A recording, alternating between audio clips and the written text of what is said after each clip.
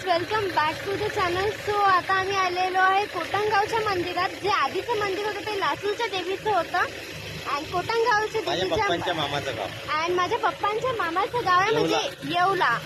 So तुम्हाला कोटंगाव सुद्धा येवलाच मध्ये आणि हे आमच्या पप्पाच्या मामाचं गाव आहे येवला. फेमस पैठणी तुम्ही ऐकली असेल. आणि नाशिकला आमच्या मामाचं गाव आहे.